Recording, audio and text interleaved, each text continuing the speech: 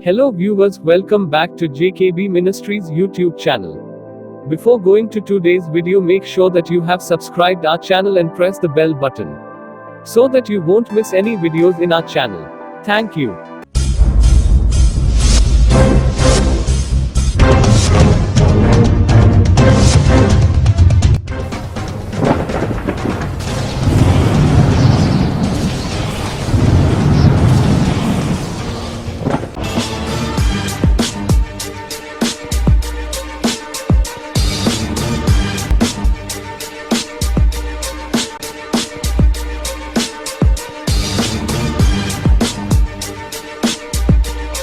அன்பான தேவ பிள்ளைகளே, மகிமையான இயேசு கிறிஸ்துவின் ராஜரீக பெசலையில் திருச்சபை வழங்கும் விடுதலையின் நேரம் இதோ உங்களுக்காக.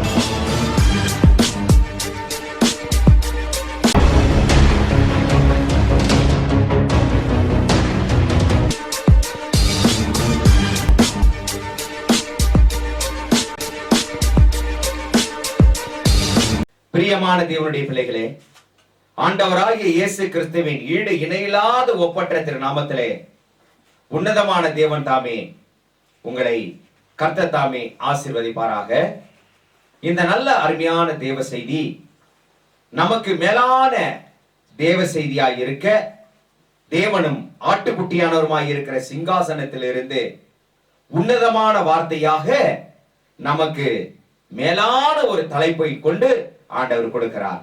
ஆகவே இந்த செய்திக்குண்டான தலைப்பு என்னவென்றால், தெவிட்டாத அமுதமான வார்த்தைகள் என்று சொல்லி உன்னதமான தேவன் நமக்கு ஆசீர்வாதமிக்க மேலான வார்த்தைகளை கொடுக்கிறார். பிரியமானவர்களே, தெவிட்டாத திகட்டாத என்கிறதான ஆசீர்வாதமிக்க வார்த்தை மேலானது மேலானது. ஆகவே இதோ திகட்டுதல் என்று நாம் பார்க்கும்போது நிரம்பிருச்சு, திருப்தி ஆயிருச்சு என்று சொல்லும் போது திகட்டிடும் எதுவுமே. ஆகவேதான் வேதத்தில் ஒரு வசனம் சொல்லப்படுகிறது, திருப்தியானவன் தேன் கூட்டையும் மிதிப்பானாம். பாத்தீங்களா, தேனானது எவ்வளவு மதுரமானதா இருக்கிறது. ஆனா திருப்தி ஆயிருச்சுன்னா தேனும் கூட திகட்டிடும் என்கிறதான வகையில சொல்லப்பட்டிருக்கிறது பாருங்கள். ஆகவே விருப்பம் தீர்ந்த உடனே திகட்டுதல் வந்து விடுகிறது. ஆகவே திகட்டுதல் வந்துவிட்டாலே அமுதமும் என்னாகும், திகட்டி போகும் என்பதாக பார்க்கிறோம்.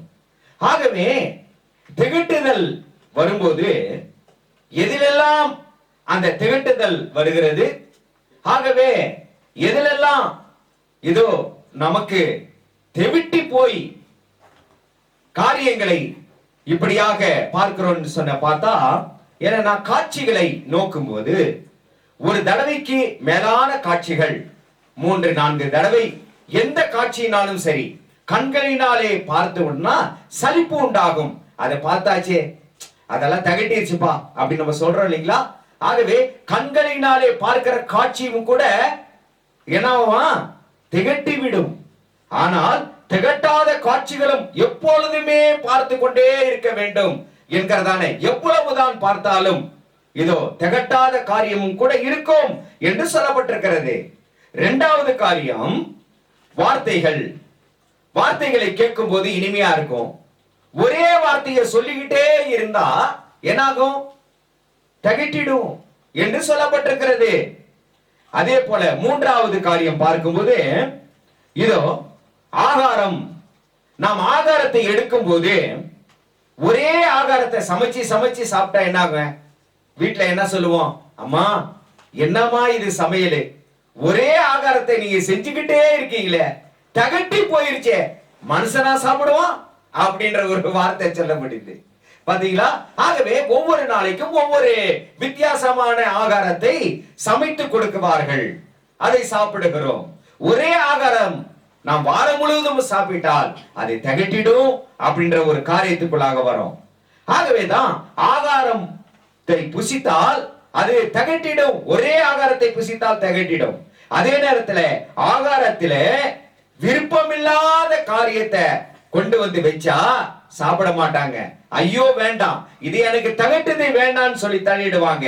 அதே நேரத்துல பாத்தீங்கன்னா சுவை அதிகமாகும் போது, சுவை கம்மியாகும் போது, ஏற்றத்தாழ்வு ஆகும் போது என்னாகும்? உப்பு நல்லதுதான், அது நல்ல சுவை கொடுக்கும். அதிகமாயிருச்சுன்னா தகட்டிடும். பாத்தீங்களா? இப்படி போல இனிப்பு நல்லதுதான், ஆனா இனிப்பு அதிகமாயிருச்சுன்னா காரமும் நல்லது, ஆனா காரம் அதிகமாயிருச்சுன்னா எல்லாமே ஒரு அளவுக்கு தான் இருக்க வேண்டும். அளவுக்கு மீறினால் என்ன ஆகுமா? அது அமிர்தமும் விஷம், கசப்பாயிடுமா. அதே நேரத்தில் அளவு மிஞ்சி போச்சுன்னா திகட்டி விடும் என்பதாக பார்க்கிறோம். இதெல்லாம் பார்க்கும்போது வேதத்தின் வாயிலாக கூட இப்படியா இந்த கருத்தை கொண்டு சொல்லப்படுகிறது. ஒரு வனாந்திர பிரயாணம். அந்த வனாந்திர பிரயாணத்துல இஸ்ரவேல் ஜனங்களை மோசையின் தலைமையிலே ஆண்டவர் வழிநடத்தும் போது 6 லட்சத்துக்கு மேற்பட்டதான ஜனங்கள், அந்த 6 லட்சத்துக்கு மேற்பட்டதான ஜனங்கள் வனாந்திர பிரயாணத்திலே ஆடுகள் மாடுகளோடு கூட அவர்கள் கடந்து போகும்போது பசி எடுக்கிறது, முறையிட்டார்கள். தாகம் ஏற்படுகிறது, முறையிட்டார்கள் மோசையின் இடத்திலே. அப்படி முறையிடும் போது என்ன செய்கிறார் ஆண்டவர்னா, ஒரு மேலான ஒரு ஆகாரத்தை கொடுக்கிறார். அதாவது கிடைக்காத ஆகாரம், மனிதன் தயார் செய்யாத ஒரு ஆகாரம், இயற்கையினாலே உண்டாகாத ஒரு ஆகாரத்தை தேவன் வானத்திலிருந்து பொழியும்படியாய் மன்னா என்கிறதான ஆகாரத்தை கொடுக்கிறார். வாசித்து பாருங்கள், என்னாகம புஸ்தகம் 11:1. பின்பு ஜனங்கள் முறையிட்டுக் கொண்டிருந்தார்கள். அது கர்த்தருடைய செவிகளில் பொல்லாப்பாய் இருந்தது. கர்த்தர் அதை கேட்டபோது அவருடைய கோபம் மூண்டது. கர்த்தருடைய அக்கினி அவர்களுக்குள்ளே பற்றி எறிந்து பாளையத்தின் கடைசியில் இருந்த சிலரை பட்சித்தது. பாத்தீங்களா? இங்கே ஒரு முரண்பாடான ஒரு காரியத்தை பார்க்கிறோம். பாளையத்தில் இருக்கிறதான கடைசி பேரை பட்சித்தது. ஏன்? அதாவது கிடைக்காத ஆகாரத்தை, மன்னா என்கிறதான ஆகாரத்தை கொடுத்தார் ஆண்டவரு. ஆனா அந்த மன்னா என்கிறதான ஆகாரத்தை இந்த ஜனங்கள் அவர்கள் ஏற்க மறந்தார்கள். அந்த ஏற்க மறந்து வேண்டாம் என்று தள்ளும் பொழுது, கிடைக்காத ஆகாரத்தை நான் கொடுத்த பொழுதிலும் கூட இந்த ஜனங்கள் இந்த ஆகாரத்தை வேண்டாம் என்று தள்ளுகிறார்கள் என்று சொல்லி கர்த்தருடைய கோபம் வானத்தில் இருந்து அக்கினியாய் இறங்கினது. இந்த மன்னா எப்படிப்பட்டது? எவ்வளவு ருசி பாருங்க. இங்கே வேதம் சொல்லுகிறது, அதனுடைய ருசி புதிய ஒளிவ எண்ணெயை போல் இருந்தது. யாத்திராகமம் புஸ்தகம் 16:31 இந்த மன்னா எப்படிப்பட்ட சுவைமிக்கதாய் இருந்தது என்று அங்கே எழுதப்பட்டிருக்கிறது. தேனிட்ட பலகாரம் என்று சொல்லப்பட்டிருக்கிறது. இஸ்ரவேல் வம்சத்தார் அதற்கு மன்னா என்று பெயரிட்டார்கள். அது கொத்துமலை அளவாயும் வெண்மணிகமாயும் இருந்தது. அது ருசி தேனிட்ட பணிகாரத்துக்கு ஒப்பாய் இருந்தது. பாத்தீங்களா? இந்த வசனத்தை அடிக்கடி வாசித்திருக்கோம். வனாந்திர வெளியில ஆண்டவர் மன்னாவை கொடுத்தார். சரி, மன்னாவை எதற்காக கொடுத்தார்? ஏன், எதற்கு என்று பார்க்கும்போது என்னன்னா 7 விதமான ஆசீர்வாதம் சரீரத்துக்குள் இறங்கினது மன்னாவை புசிக்கும் போது. இதை யாருமே ஆராய்ச்சி செய்யவில்லை. இதுவரைக்கும் கேட்டிராத தேவ செய்தி. ஆகவே மன்னாவை புசித்த ஜனங்கள் எப்படியாய் மாறினார்கள் தெரியுமா? அவர்களுக்கு குளிர்ச்சி உண்டானது. வனாந்திர பிரயாணத்திலே ரொம்ப சூடு, வயிறு சூடாயிருச்சுன்னா என்ன ஆகும்? உடம்பு சூடாயிருச்சுன்னா என்ன ஆகும்? பலவிதமான கோளாறு எல்லாம் வந்துடும் இல்லைங்களா? ஆகவே அந்த இதோ அனல் கொண்டதான அந்த வனாந்திர வெளியிலே என் ஜனங்களுடைய உடல் குளிர்ச்சியாக இருக்க வேண்டும் என்பதற்காக பனிக்கட்டியிலிருந்து உருவாக்கி தேவன் மன்னாவை கொடுத்தார். அல்லேலூயா! எவ்வளவு மேன்மை! முதலாவது காரியம். இரண்டாவது, இந்த மன்னாவை புசிக்கிற நாளிலே வயிறு ரொம்ப உப்பலாகி கும்முன்னு இருக்குன்னு சொல்லுவாங்க இல்லைங்களா? ஏன்னாச்சும் ஒரு ஆகாரம் சாப்பிட்டா ஐயோ வயிறெல்லாம் உப்பிருச்சு, கேஸ்ட்ரிக் ப்ராப்ளம் ஆயிடுச்சு, அப்படிப்பட்ட ஒரு கோளாறெல்லாம் வராதபடிக்கு என்னன்னா இந்த மன்னாவை புசிக்கும் போது உடல் முழுவதுமாக சுறுசுறுப்பாக இருக்கத்தக்கதான ஆற்றலை உண்டு பண்ணத்தக்கதான மன்னா என்று பார்க்கிறோம். அடுத்தபடியாக நல்ல ஆரோக்கியம், உடம்புக்குள்ளாக நல்ல ஆரோக்கியம். தூங்கிட்டு இருக்கும் போது மோசே தட்டி எழுப்பும் போது இஸ்ரவேல் ஜனங்களே நீங்கள் எழுந்திருங்கள், உடனே எழுந்திருச்சிருவான், தூக்கம் எல்லாம் கலைஞ்சிடும். பாருங்க, உடம்புக்குள்ளார எவ்வளவு ஆரோக்கியம் தெரியுமா? பிரயாணத்துக்கு உண்டான சத்துவத்தை தந்தது இந்த மன்னா. அதோடு மாத்திரமல்ல, பலன் பலன் பலன், ஆத்மாவிலும் ஆவியிலும் சரீரத்திலும் நல்ல திவ்யமான பலனை உண்டு பண்ணின மன்னா. பாத்தீங்களா? ஆகவே நல்ல விழிப்பு, நல்ல விழிப்புணர்வு ஆச்சுங்களா? தூக்கமே வராது. மன்னாவை சாப்பிட்டா நல்ல ஊக்க சக்தி, ஊட்ட சக்தி. ஒரு சில பேர் என்னன்னு கேட்டீங்கன்னா, இதோ அந்த கேம்ஸ்க்கெல்லாம் போகும்போது அவங்க என்னன்னா ஊக்க மாத்திரைகளை சாப்பிடுவார்கள். அந்த ஊக்க மாத்திரைகளை சாப்பிட்டா தன்னிடத்துல இருக்கிறதான பலன் போதாது. ஆகவே நான் ஊக்க மாத்திரை சாப்பிடுறேன்னு சொல்லி எத்தனை பேர் மாட்டிடுறாங்க பாத்தீங்களா? ஆகவே ஆனா இந்த மன்னா நல்ல ஒரு ஊக்க சக்தியை உண்டாக்கி அவர்களை என்ன செய்ததாம்? ஊக்குவித்தது. வனாந்தர வழியில நடத்துவதற்கு ஏதுவான நல்ல சத்துவத்தின் பலனை தந்தது இந்த மன்னா. அதோடு மாத்திரமா நோயில்லாத தன்மை. எவனுக்குனாச்சும் ஒருத்தனுக்கு தலைவலி உட்கார்ந்தானா? எவனுக்குனாச்சும் ஒருத்தனுக்கு வயிறு வலி உட்கார்ந்தானா? இல்ல. பிரயாணம் படும்போது எல்லாரும் ஏகமா எக்கால சத்தத்தை தொனித்து ஒவ்வொரு நாளும் சொல்ற, ஒரு நாள் 2 நாள் அல்ல. எத்தனை நாளுங்க வனாந்தர பிரயாணம்? எத்தனை நாள்? 40 வருஷம். அந்த 40 வருஷம் அளவும் இந்த வனாந்தரம் கானானி எல்லைக்கு போகிற வரைக்கும் இந்த மன்னா அவர்களுக்கு நல்ல பலன் தருகிறதான ஆகாரமாக இருந்ததுங்க. எவ்வளவு ஆசீர்வாதம்! களைப்பில்லாத ஆகாரம். களைப்பே வரல. இரவும் பகலும் நடக்கணும்னாலும் நடப்பாங்க. பகலிலே மேக ஸ்தம்பமாகும், இரவிலே அக்னி ஸ்தம்பமாகும் தேவன் நடத்தும் போது இரவும் பகலும் பிரயாணம், தூக்கமே இல்ல. அவ்வளவு உற்சாகம். எப்படிப்பட்ட ஆகாரம் பார்த்தீங்களா? நம்ம சாப்பிட ஆகாரத்துல தான் நம்முடைய உடம்பு நல்லா இருக்கும். நம்மளுக்கு தேவையில்லாத ஆகாரத்தை நம்ம உடம்பு எடுத்துக்கிச்சுன்னா, நம்ம சாப்பிட்டோம்னா என்னாகும்? ஒரே நாள்ல வியாதி தான், ஒரே நாள்ல பொல்லாப்பு தான். ஆகவே ஒரு உடம்பு, ஒரு சரீரம் நல்லபடியாக இருக்கணும்னு சொன்னா ஆகாரம் மிக மிக முக்கியம். அந்த ஆகாரத்தை நேர்த்தியான முறையில எடுத்துக்கொள்வதுதான் சிறந்த பயன்பாடு. ஆயுசு நாட்களுக்கு கூட கூட்டும். ஆகாரம் நல்லா சாப்பிட்டு நம்மளுக்கு தேவையில்லாத ஆகாரத்தை எல்லாம் ஒதுக்கிட்டு நல்ல ஏற்றுக்கிறதான ஆகாரத்தை, சரீரம் ஏற்கும்படியான ஆகாரத்தை எடுத்துட்டனா நல்ல லைஃப், லாங் லைஃப் கிடைக்கும். பாத்தீங்களா? இப்படி போல இந்த அம்சத்தோடு கூட இஸ்ரவேல் ஜனங்களை வழி நடத்தினார் மன்னாவை கொடுத்து. ஆனா இந்த மன்னா இவர்களுக்கு என்ன ஆச்சு? தகட்டி போயிருச்சு. ஐயோ, இந்த மன்னாவை நாங்கள் தினமும் சாப்பிடுகிறோமே. எகிப்தில இருக்கும் போது நல்ல நல்ல ஆகாரத்தை எல்லாம் சாப்பிட்டோமே. எந்த ஆகாரத்தை? காடைகள். அந்த காடைகளை நாங்கள் சாப்பிட்டோமே. ஆனா இந்த வனாந்தர பிரயாணத்துல இப்படிப்பட்ட மன்னா, இந்த மன்னாவுல இருக்கிற சக்தி உங்களுக்கு தெரியல. பாத்தீங்களா? அதை விட்டுட்டு இவங்க மாம்சத்தை கேட்டார்கள். வேதம் வாசித்து பாருங்கள். என்னாகும் புத்தகம் 11:5-6 மட்டாக.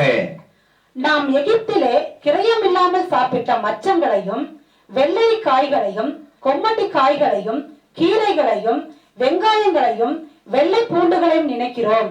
இப்பொழுது நம்முடைய உள்ளம் வாடி போகிறது. நம்முடைய உள்ளம் வாடி போகிறது. இந்த மன்னாவை தவிர நம்முடைய கண்களுக்கு முன்பாக வேறொன்றும் இல்லையே என்று சொன்னார்கள். உள்ளம் எல்லாம் வாடி போச்சான். இந்த மன்னாவை தவிர வேறு எதுல? ஆனா இந்த மன்னாவுக்குள்ளாக என்ன இருக்குன்னு இன்னைக்கு ஆண்டவர் வெளிப்படுத்தினாரு.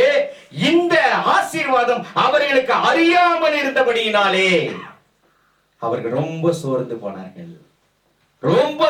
போனார்கள். தகப்பன், தாய், தேவாதி தேவன் அவர் தமது பிள்ளைகளுக்கு நேர்த்தியான ஆகாரத்தை கொடுத்தார். ஆனால் இதில் இருக்கிற ரகசியங்களை அறியாமல் கண்கெட்ட குருடர்களாய் போனபடியினாலே இந்த ஆகாரத்தை வேண்டாம் என்று தள்ளினார்கள். தெவிட்டாத அமுதமாகிய இந்த ஆகாரம் வேண்டாம் என்று தள்ளினார்கள். இவர்கள் தள்ளினபடியினாலே, இவர்களுடைய மாம்ச சிந்தையினாலே தேவன் கொடுத்த இந்த மன்னா தெவிட்டு போய்விட்டது. பாத்தீங்களா? தெவிட்டு போன உடனே இதோ அவர்களுக்கு என்னன்னா நாக்குக்கு ருசியை பார்த்தார்கள். ஆகவே ஆண்டவர் செய்தார். என்ன செய்தார்? இந்த ஜனங்கள் அழுதார்கள். அந்த ஜனங்கள் மோசேயின் இடத்திலே அழுதார்கள். பின்பாக வாசிக்கலாம். அதை அழுதார்கள் என்று எழுதப்பட்டிருக்கிறது. ஐயோ மோசே, இந்த மன்னா வேண்டாம், எங்களுக்கு மாம்சம் வேணும் மோசேன்னு அழுதார்கள் என்று எழுதப்பட்டிருக்கிறது. பிரியமானவர்களே, பார்த்த உடனே, இவ்வளவு ஜனங்களுக்கும் நான் எங்கிருந்து நான் மாம்சத்தை கொடுப்பேன்? என்று மோசே சொன்னார். வாசித்து பாருங்கள், என்னாகும் புஸ்தகம் 11:20. ஒரு மாதம் வரைக்கும் புசிப்பீர்கள், அது உங்கள் மூக்காலே புறப்பட்டு உங்களுக்கு தெவிட்டு போக மட்டும் புசிப்பீர்கள். உங்களுக்குள்ளே இருக்கிற கர்த்தரை அசட்டை பண்ணி நாங்கள் ஏன் எகிப்திலிருந்து புறப்பட்டோம் என்று அவருக்கு முன்பாக அழுதீர்களே என்று சொல் என்றார்.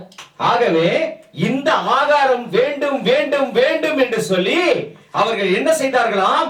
அழுதார்கள் என்று எழுதப்பட்டிருக்கிறது.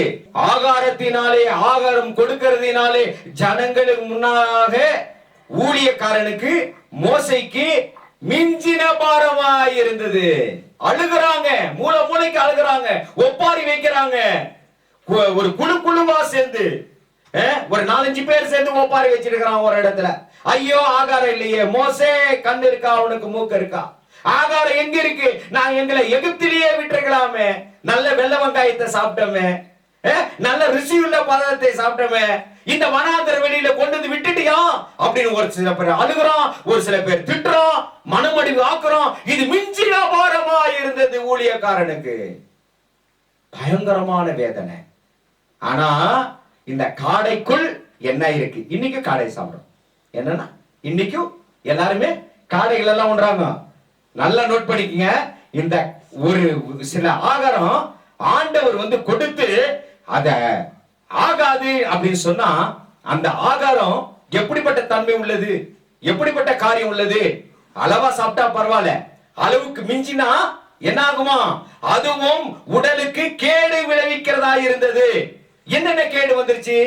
இவங்க சலிக்க மட்டும் சாப்பிட்டார்கள் என்று எழுதப்பட்டிருக்கிறது. பாத்தீங்களா? ஆகாரத்தை, இந்த காடையை உண்ணும் போது அது சலிக்க மட்டும், அவங்க வாயால போய் மூக்கால வர வரைக்கும் அது சலித்து போயிருச்சாமா. அப்படி சலித்து போகும்போது அந்த காடைகள், அந்த மாம்சம் எப்படியெல்லாம் இவங்களுக்கு உடம்புல வந்தது தெரியுமா? சோர்வை உண்டாக்கினது. சோர்ந்து போயிடும். சாப்பிட்டு சாப்பிட்டு நல்லா வயிறெல்லாம் உபலாகி தொந்தியும் தொப்பையும் அப்படியே அமரத்தக்கதான ஒரு சோர்வு இவங்களுக்கு உண்டாயிருச்சு. உடனே அசதி, ரொம்ப அசதி. தூங்குறான். காடையும் மாம்சத்தையும் சாப்பிட்டு தூங்குறான். மோசே எழுப்புறாரு, எந்திரி பிரயாணப்படலாம். இல்ல, சாப்பிட்டாச்சு, வயிறு புடைச்சிருச்சு, தூங்குறான். எந்திரிக்க முடியல, நல்லா தூங்குறான். ஆயாசம், நல்ல ஆயாசம். அப்புறமே என்னன்னா சுறுசுறுப்பு இல்லாத தன்மை, எதிலும் மந்த புத்தியை உண்டாக்கிருச்சாமா. அந்த மந்த புத்தியை உண்டாக்கி மிருக குணத்தையும் உண்டாக்கிருச்சான். அதோடு மாத்திரமல்ல, எல்லாமே இதோ உடம்புக்குள்ளாக போய் என்னன்னா அவனுக்கு கை கால் வலி, அவனுக்கு தலைவலி, அவனுக்கு எல்லா வியாதியும் வந்துருச்சு. ஆச்சுங்களா? வியாதி வந்த உடனே உடல் பருமனாகி எங்க பிரயாணத்தை எங்க முடிப்பது? முடியல. இத பார்த்ததான கர்த்தர், இப்படிப்பட்ட சோம்பேறி ஜனங்களை வைத்து உண்பதும் குடிப்பதும் நாளைக்கு மறிப்போம் என்கிற நிலையில இருக்கிறீங்களே, ஆகவே இவங்களை வச்சுவிட்டு நான் என்னுடைய திருச்சித்தத்தை நான் எப்படி நிறைவேற்றுவேன்? ஆகவே இவர்களை நான் அழிக்கிறேன் மோசே என்று சொல்லி வனாந்தரத்திலே இதோ பூமியை 2ஆக பிளக்க செய்து அதிலே இதோ போட்டு விட்டார். அதோடு மாத்திரமல்ல, கொள்ளிவாய் சர்பம் என்கிறதான சர்பத்தை உண்டாக்கி எல்லாரையும் கடிக்கும்படியாக இதோ இவங்க எல்லாம் சாகட்டும். இந்த ஜனங்க வெறும் மானசீக சிந்தையில தான் இருக்காங்க, உலக சிந்தையில தான் இருக்காங்க. என் திருச்சித்தத்தை நிறைவேற்ற இவர்கள் துரிதப்படவில்லையே. நான் மேலான ஆகாரத்தை கொடுத்தேன், தெவிட்டாத அமுதமாகிய இதோ அந்த ஆகாரத்தை கொடுத்தேன், இவர்கள் அதை வேண்டாம் என்று சொல்லி தள்ளினார்கள். இப்பொழுது இவர்கள் சுறுசுறுப்பு இல்லாமல் மந்த புத்தி உள்ளவர்களாய் இருக்கிறார்களே என்று சொல்லி பார்த்து தேவன் அளித்தார். பெரிய காரியம் இல்லைங்களா? ஆகவே வேதம் என்ன சொல்லப்படுகிறது தெரியுமா? மனுஷன் அப்பத்தினால் மாத்திரம் அல்ல, தேவனுடைய வாயிலிருந்து வருகிற ஒவ்வொரு வார்த்தையினாலும் உயிர் பிழைப்பான் என்கிறதான வார்த்தை மறுபக்கமாய் இருக்கிறது. மன்னாவினாலே உன்னை போஷித்தார். அந்த மன்னா எப்படி வந்தது தெரியுமா? தேவன் சொல்லுவாரு, உடனே மன்னா உருவாகிவிடும். வார்த்தையினாலே உருவாக்கப்பட்ட மன்னா, வானத்தின் மன்னா, அற்புதமான மன்னா, உடல் தேகத்துக்கு ஆரோக்கியம் கொடுத்த மன்னா, சுறுசுறுப்பை கொடுத்த மன்னா, 40 வருட காலமும் இரவும் பகலும் இதோ பிரயாணத்தில் ஈடுபடுகிறதான சரீரம் எவ்வளவு திடகாத்திரமாய் பலனாய் இருந்தது. அப்படி பலனை கொண்டு வந்த மன்னா, அதை தான் சங்கீதக்காரன் அழகாய் சொல்கிறான். வாசித்து பாருங்கள். சங்கீதம் 78:24 வானத்தின் தானியத்தை அவர்களுக்கு கொடுத்தார், ஆனாலும் முறுமுறுப்பினாலே அவர்கள் இருக்கிறதான உலகத்தின் சிந்தையினாலே அந்த மன்னாவை புசித்து மரித்தார்கள் என்று எழுதப்பட்டிருக்கிறது. பாத்தீங்களா? அந்த மன்னாவை புசித்து மரித்தார்களே. ஏன்? மனிதனிடத்திலே உலக சிந்தை அதிகமாய் இருந்தபடியினாலே, உலகத்துக்குரிய சிந்தை, நம்ம உலகத்துக்குரிய காரியங்களிலே ஈடுபட்டபடியினாலே, கர்த்தருடைய சிந்தை அறியாமல், கர்த்தருடைய சித்தத்தை அறியாமல், கர்த்தருடைய சத்துவத்தின் பலனை ருசி பார்க்காமல், இந்த உலகத்தில் இருக்கிறதான மாம்சத்தை ருசி பார்க்க அவருடைய நாவு சென்றது. மறைமுகமான மன்னா எது? தேவனுடைய மாம்சம் தான். அவருக்குள்ள இருக்கிறதான அந்த இரத்தம் தான். அந்த இரத்தம் மறுபடியுமாக மன்னா எப்படி வனாந்தர வெளியிலே சத்துவத்தை கொண்டு வந்ததோ, அது சரீரத்துக்கு மாத்திரம் சத்துவத்தை கொண்டு வந்தது. ஆனால் ஆண்டவராகிய இயேசு கிறிஸ்து வானத்திலிருந்து இறங்கி வந்த ஜீவ அப்பம் என்று சொல்லி எவன் ஒருவன் புசிக்கிறானோ, இந்த ஆகாரத்தை எவன் ஒருவன் புசிக்க முற்படுகிறானோ, அவன் என்னவா? இந்த பாலான வனாந்தர வெளியிலே அவனுடைய ஆயுசு நாட்களின் பிரயாணத்திலே அவனுடைய ஆத்மா, ஆவி, சரீரம், இந்த மூன்றுக்கும் பலனை உண்டாக்கத்தக்கதான ஆசீர்வாதமாய் அமையுமா. பாத்தீங்களா? எப்படிப்பட்ட காரியம்! திருப்தி அடையோடு கூட இருக்கும். ஆகவே சுறுசுறுப்பு வந்துரும், பலன் வந்துரும், மந்த புத்தி இருக்காது, நல்ல ஞானம் உதயமாகும். எப்பொழுதுமே ஆண்டவர் சொன்னா போதும், உடனே தட்டினா போதும், போ என்றால் போவான், வா என்றால் வருவான். பாத்தீங்கன்னா, அப்படிப்பட்ட ஒரு கீழ்ப்படிதல் உண்டாகத்தக்கதான சத்துவம் நிறைந்ததான ஆகாரம் தான் இயேசு கிறிஸ்துவின் சரீரம் என்கிறதான ஆகாரம். அது தெவிட்டாத அமுதம், தெவிட்டாத அமுதம் என்று பார்க்கிறோம். பாத்தீங்களா? என்றென்றைக்கும் பிழைப்பான் என்றார். இது சாதாரணமா கிடைச்சிருமா? இன்னைக்கு ஞானஸ்தானம் எடுத்துட்டோம். ஞானஸ்தானம் எடுத்துட்டு உடனே அவங்களுக்கு என்ன? ராபோஜனம், தேவனுடைய போஜனம் கொடுக்கிறது பழக்கம். நம்ம எடுத்துக்கிட்டே வரோம். ஆனா இதுல ஒரு விஷயம் சொல்லப்படுது பாருங்க. யாருக்கெல்லாம் இந்த ஆகாரம் கிடைக்கும் அப்படின்னு ஒரு டெஸ்ட் பண்ணா சாதாரணமா கிடைக்காது. சாதாரணமா கிடைக்காது. இந்த மன்னாவை எப்போது தருவாரு? ஆசீர்வத்தை எப்போ தருவாரு? போதகர் ஆசீர்வத்து கொடுக்கிறார். வானத்திலிருந்து இறங்கி வந்து ஜீவ மன்னா, ஜீவ அப்பம் உங்களுக்கே அப்படி சொல்லும் போது யாருக்கெல்லாம் ஒரு மேன்மையான அப்பமா மாறுமா தெரியுமா? அந்த கையில வைக்கப்பட்டிருக்கிற அப்போ யாருக்கெல்லாம் மேன்மையாக மாறும் அப்படின்னா, வேதம் வாசித்து பாருங்கள். வெளிப்படுத்தல் விசேஷம் 2:17 பாருங்க. தேவனுடைய திரு போஜனத்துக்கு வந்து நிக்கிறோம், வரிசையா நிக்கிறோம் பந்தியில. அப்போ ஜெபம் பண்ணி கொடுக்கும் போது, அவங்க கரத்துல வாங்கும் போது, திவ்யமான அப்பத்தை வாங்கும் போது, இயேசு கிறிஸ்துவின் சரீரமாகிய ஆகாரத்தை வாங்கும் போது, அவர்கள் எப்படிப்பட்ட தகுதி உள்ளவர்களா இருக்கணுமா? அந்த நேரத்துல உலகம், மாம்சம், பிசாசு இவைகளை ஜெயித்து கொண்டு அங்க நிக்கணும். நிக்கும் போதுதான் என்னாகுமா? அந்த அப்பம் இவர்களுக்கு ஆசீர்வாதமாய் அருளப்படும். ஜெயம் கொண்டவன் எவனோ அவனுக்கு நான் மறைவான மன்னாவை தருவேன். மறைவான மன்னா இன்னைக்கு உலகம் எல்லாம் இதோ பார்க்கிற மன்னா அல்ல. இயேசு கிறிஸ்துவுடைய சரீரம். இஸ்ரவேல் ஜனங்களே கடந்து போயிட்டாங்க. ஐயோ, இவர் சரீரத்தில் இருக்கிறாரா, இவருடைய மாம்சத்தை எப்படி நாங்கள் சாப்பிடுவது என்று சொன்னார், போனார்கள். மறைவான மன்னா அவர், தேவன் மறைவான மன்னா. அந்த மன்னாவை புசிக்க தகுதியுடன் யார் தெரியுமா? ஜெயிக்கிறவன், ஜெயிப்பவன். அந்த ஜெயிக்கிறவனாக நிற்கிறவன் எவனோ அவனுடைய கைகளிலே கொடுக்கப்படுகிறதான தேவனுடைய சரீரம் அவனுக்கு மறைவான மன்னாவாக அருளப்படும். மற்றவர்களுக்கோ அது வெறும் உலகத்தினுடைய ஆசாரம், வெறும் உலகத்தினுடைய போஜனமா இருக்கும். எப்படிப்பட்ட காரியம் பாத்தீங்களா? இந்த மன்னா தெவிட்டாத அமுதமா இருக்குமா. எப்பொழுதுமே தெவிட்டாத ஆசீர்வாதம். வார்த்தை வந்துகிட்டே இருக்கும் அவங்க பக்கம், அவங்க பக்கம் வார்த்தை வந்துகிட்டே இருக்கும். தெவிட்டாத அமுதமாய் மாறிடுமா. அதுதான் வேதம் சொல்லுகிறது. தெவிட்டாத அமுதமான வார்த்தைகள் அந்த சுருளுக்குள்ளாக, அதாவது தேவனுடைய வார்த்தையை அடங்கினதான சுருள், அந்த சுருளுக்குள்ளாக என்ன இருந்துச்சு? யாராச்சும் நம்ம சிந்திச்சு பார்க்கிறோமா? இதை புசி அப்படின்ன உடனே இவரு அடுத்தது ஆன்சர் கொடுக்கிறாரு, அதை நான் புசித்தேன், என் நாவுக்கு அது இனிப்பாக இருந்தது, தித்திப்பாக இருந்தது, எனக்கு ஆரோக்கியம் தந்தது, எனக்கு உணர்ச்சியை உண்டாக்கினது.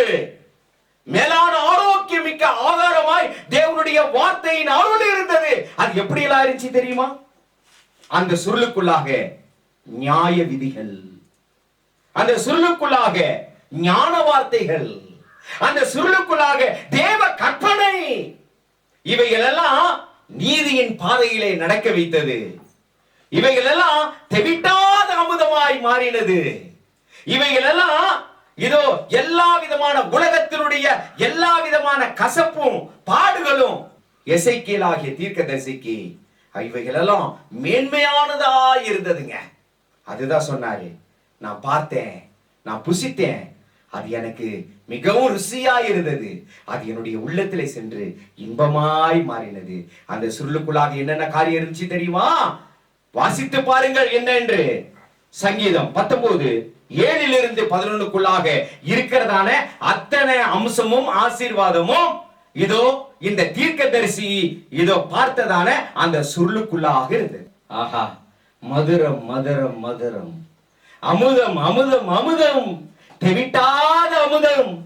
அந்த சுரையில இருக்கிறதான காரியங்களை பார்த்து இவங்க ஆவிக்குரியதாய் இவர் புசிக்க புசிக்க இந்த தீர்க்கதரிசி எடுக்க எடுக்க எடுக்க எடுக்க தித்திப்பாக தெவிட்டாத அமுதமாய் இருந்தது.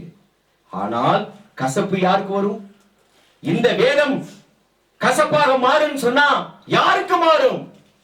மூர்க்க குணம் கொண்டு இதோ உலக சிந்தையிலே ஈடுபட்டு உண்டால் போதும், புசித்தால் போதும், என் குடும்பம் நல்லா இருந்தா போதும், இம்மைக்குரிய வாழ்வுக்காக வாழ்கிறவங்களுக்கு தேவனுடைய வேதம் கொஞ்ச நாள் இனிக்கும். அதுக்கப்புறம் என்னன்னா நல்லா இருக்கே, போதகம் நல்லா இருக்கே, ஞானம் நல்லா இருக்கே, கொஞ்ச நாள் கொஞ்சம் கஷ்டம் துன்பம் துயரம் வந்துருச்சுன்னா கசப்பேறிடும்.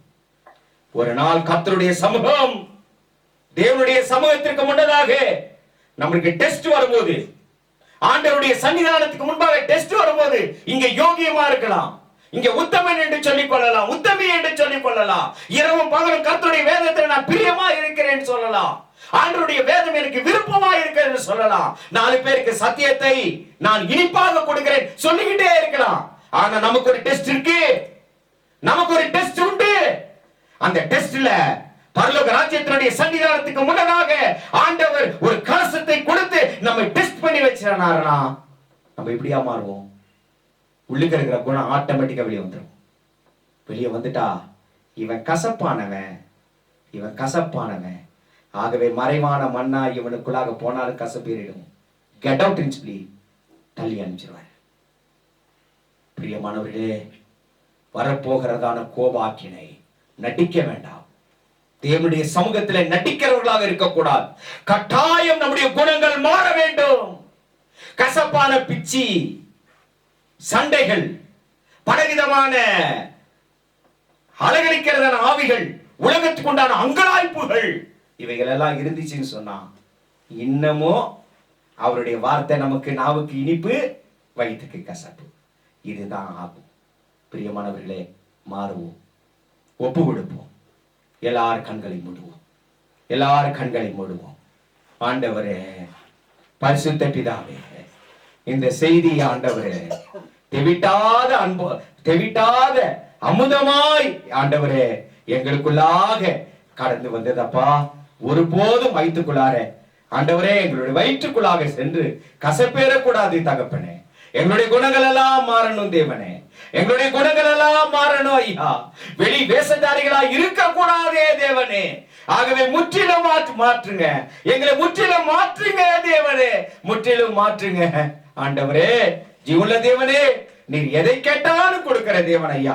ஆனால் உம்முடைய சித்தத்தின்படி எங்களுக்கு தாரும் சொன்னா நீ தருவீர். ஆனால் நாங்கள் கேட்கிற விதமாய் கேட்டால், மாம்ச சிந்தையோடு கூட கேட்டால் நீ தருவீர். ஆனால் அதனுடைய முடிவோ ஆபத்திலே மாற்றிவிடும். ஆகவே ஆபத்திலே போய்விடும். ஆகவே உம்முடைய சித்தம் போல எனக்கு செய்யும் ஆண்டவரே என்று சொல்லி கேட்டால் அது எங்களுக்கு மேன்மையாக தெவிட்டாத மதுரமாய் உம்முடைய வேதத்தையே தருவீர், உம்முடைய சரீரத்தையே தருவீர் ஐயா. ஆகவே உண்டு புசித்து நாங்களும் நற்கனி கொடுக்கிறவர்களாய் இருக்க அருள் செய்யும், ஆசீர்வதியும். எங்களுடைய தீய குணங்களை அப்புறப்படுத்தும், கசப்பான குணங்களை, கனிகளை எங்களை விட்டு ஆண்டவரே அப்புறப்படுத்துவீராக தேவனே. நாங்கள் மாறுகிறோம் ஐயா, நாங்கள் மாறுகிறோம். இன்று முதல் நாங்கள் மாறுகிறோம் ஐயா. இன்று முதல் நாங்கள் ஒரு புதிய மனுஷி, இன்று முதல் நாங்கள் ஒரு புதிய மனிதன். இன்று முதல் நாங்கள் ஆண்டவரை மற்றவர்களுக்கு இனிப்பானவர்களாய் மாற, தேவாதி தேவன் அமுதமாய் மாற, எங்களுடைய இதயமெல்லாம் அமுத பாத்திரமாய் மாற தேவாதி தேவன் அருள் செய்வீராக. ஆசீர்வதியும். இயேசுவின் நாமத்தினாலே ஜெபிக்கிறோம் ஜீவனான தகப்பனே, ஆமென்.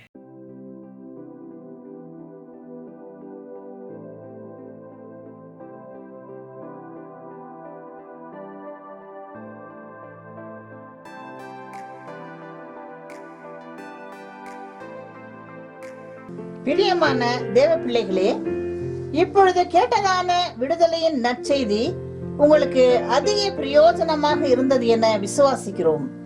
இந்த தேவ ஊழியம் அநேக நெருக்கங்களின் மத்தியில் நடந்து கொண்டிருப்பதால் இந்த டிவி ஊழியத்தை ஜெபத்தாலும் உங்கள் கையின் பிரயாசத்தாலும் தாங்கி தேவ ஆசீர்வாதம் பெறுங்கள்.